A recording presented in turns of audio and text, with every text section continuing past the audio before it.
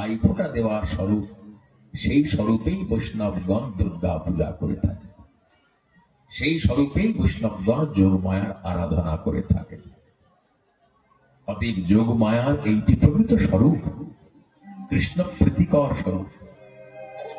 এই স্বরূপই কাত্যায়নী, যে কাত্যায়নী দেবীর অর্চনা করেছিলেন ব্রজগোপিকা গোবিন্দকে প্রতিরূপে পেতে।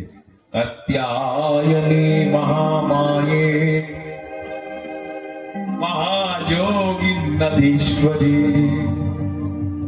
नंद गोप सुतंग देवी पति में कुरुते नमः।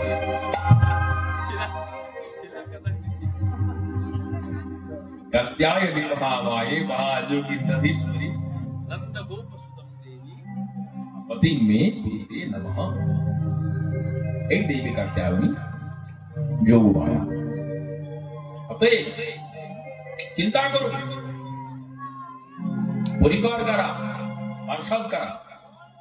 পিতামাতা নন্দ যশোদা, ভগিনী ভ্রাতা যোগ মায়া, যিনি পরবর্তীকালে হলেন বিন্ধ্যাচল বাসিনী, আর বলরাম। সখাবর্গ কারা? সুদাম, সুদাম, দাম, বসুদাম, স্তক কৃষ্ণ, অর্জুন, মধুমঙ্গলা, সবাই নিত্য, সবাই চিরকালীন। সখীবর্গ কারা? ললিতা, বিশাখা, চিত্রা, চম্পকলতা, ইন্দুরেখা, তুঙ্গবিদ্যা, রঙ্গদেবী, সুদেবী ইত্যাদি। এত পরিকর নিয়ে ভগবান কৃষ্ণের নিত্য লীলা। কৃষ্ণ যতদিনের, এনারাও ততদিনের। কৃষ্ণ আগে, এনারা পরে, এমনটা বলা যাবে না। এই জন্য নিত্য সিদ্ধ পার্শ্বদকে মুকুন্দবৎ বলা হয়েছে। নিত্য সিদ্ধ মুকুন্দবৎ।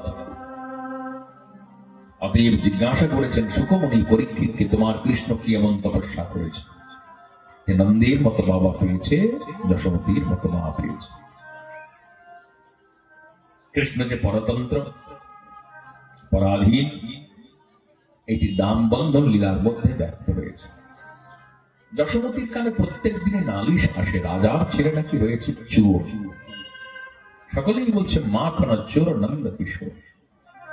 তাহলে আমার ঘরে এত দাস দাসী, চাকর চাকরানি, তারা কৃষ্ণ বলরামের জন্য দধি মন্থন করে, মাখন প্রস্তুত করে, বলে কি সেইটা স্বাদিষ্ট হয় না? আমি মা না, কার উপর ভরসা করলে চলবে না। কার্তিক মাস, আমি দধি সাজা দিয়ে রাখি, প্রভাতকালে গাত্রোত্থান করে কৃষ্ণকে ঘুম টুম পাড়িয়ে ভালো করে সুন্দর করে বস্ত্র পরিবর্তন করে আমি নিজেই দধি মন্থন করব। एकदा हि एकदा गृहदासीषु यशोदानन्दगेहिनी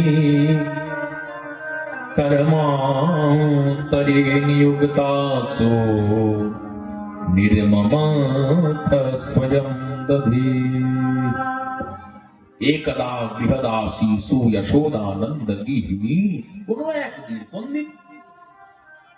টিকাকার বলছেন কদাচিৎ দীপমালিকা মহোৎসবে।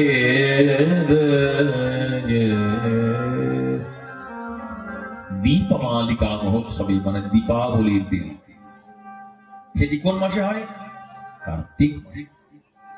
দীপাবলির দিন রাত্রিরে মা দধি ভালো করে মাটির হাঁড়িতে থপ করে সাজা দিয়ে রেখেছেন। কেন?